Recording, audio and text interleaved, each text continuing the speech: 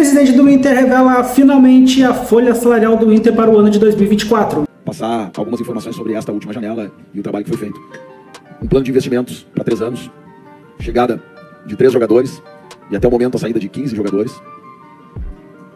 Um investimento, arredondando a números mais apurados, de 15 milhões de euros no total, dividido em 3 anos. 6 milhões de euros em 2024, 5 milhões de euros em 2025, 4 milhões de euros em 2026. Um acréscimo importante, isso tudo previsto em orçamento e já aprovado pelo Conselho. Um acréscimo aí em torno de 27% na folha, que não ultrapassará em nenhum momento a casa dos 15 milhões de reais. Isso estou falando CLT e imagem, para que compreendam todos, porque a gente tem escutado aí muitos analistas de folha de pagamento e de investimento com teses, e é importante a gente deixar claro aqui. Muito se auditou, se falou e se especulou sobre o tamanho da folha do Inter para o ano de 2024. O comentarista Pedro Ernesto Denardim, da Rádio Gaúcha, chegou a falar que a folha do Inter beirava os 30 milhões de reais. Hoje, na coletiva do Thiago Maia, o presidente do Inter finalmente revelou a folha do Inter, que gira em torno dos 15 milhões de reais por mês, uma folha totalmente auditada e aprovada pelo Conselho de Administração do clube. Já o investimento em futebol gira em torno dos 15 milhões de euros, que vão ser divididos em 3 anos. Então agora você tem a resposta para quando o seu amiguinho gremista falar: se o Inter não ganhar nada esse ano, o Inter vai se quebrar, vai cair, vai terminar o clube. Ou se alguém na imprensa sugerir que o Inter torrou a grana da Liga Forte. Diretores do Inter são condenados à prisão. Vai se lascar!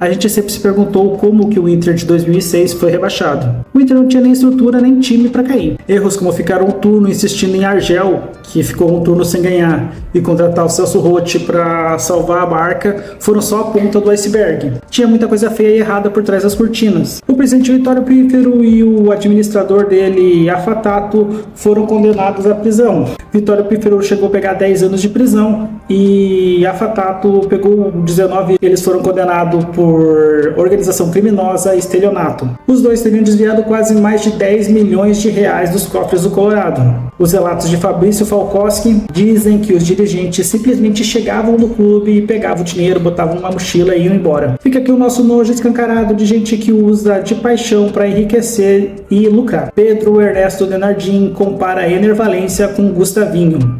Ele é tudo isso que vocês estão dizendo. Agora ele tem que ter mais resultados práticos. Eu tô contigo. Eu tô falando mesmo, eu vou falar o mesmo do Valência, tá? Pra não pensar que eu tô contra o Guri. Daí eu não tô contigo. O Valência é maravilhoso, tem 4 gols no gauchão.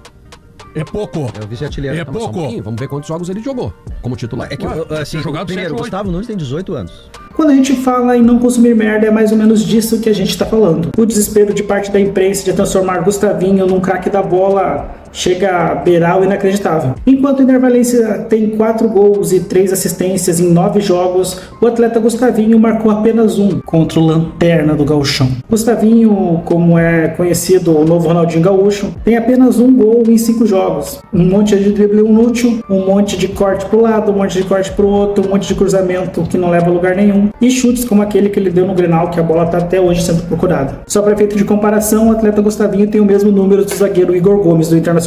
César Cidade Dias ataca a internet para defender Renato. Eu acho que a indústria do recorte, Maurício, que tu é um dos, por ser toda a tua representatividade, tu é uma das pessoas mais utilizadas, mais atacadas pelo recorte. A indústria do recorte tá chegando no Renato de forma muito, mas muito desigual. Mas foi diferente porque alguma outra vez? Este Não era canal assim no Rio. aqui, Não tinha este recorte, canal indústria aqui, do recorte no Rio? Este canal aqui, tá?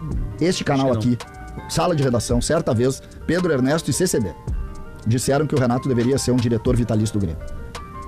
Esse recorte não chega pra ele.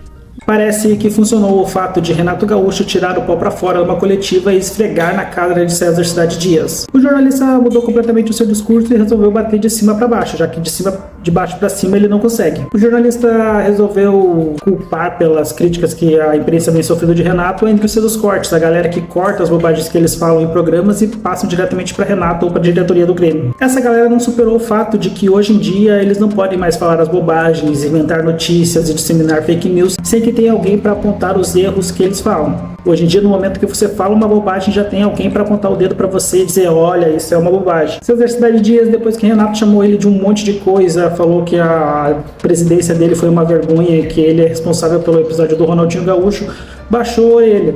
Como funciona aqui no Rio Grande do Sul: Renato bate, a imprensa apanha e fica tudo numa boa. O Inter amassou o São Luís. Onde nós faz gol é nosso. Claro. O trio, né? O trigêmeo. Ué, Qual? Você viu? Quem é quem? Quem é quem?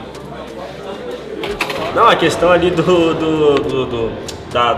das coisas ali com o Robert e com o Vitão foi um meme, né, que tem dos Homem-Aranha aqui do multiverso. Aí a gente tava programando já tem tempo para fazer e graças a Deus conseguiu fazer hoje. No sábado a gente teve uma vitória fácil, tranquila e ao natural sobre o São Luís, que não é um time tão ruim, inclusive passou de fase na Copa do Brasil. Mas isso não evitou as críticas. Maurício Saraiva, ao vivo na RBS TV, com 2 minutos de jogo, já estava dizendo que a troca de passe defensiva do Inter não levava a lugar nenhum. O resultado foi que o Inter fez os gols aos 4 minutos com 100% de aproveitamento na posse de bola. O segundo gol saiu aos 18 e o jogo terminou praticamente ali. Mas ainda deu tempo de Maurício Saraiva falar que o Inter exagerou, que o Inter se esforçou mais do que deveria e que isso não podia estar acontecendo, porque o Inter deveria se preocupar com o jogo de quarta-feira contra o Nova Iguaçu. Maurício deve ser um dos que deve sentir falta de Mano Menezes. Aquele sim tinha um time que não se esforçava, não atacava, não defendia, não trocava passe, não fazia absolutamente nada em campo.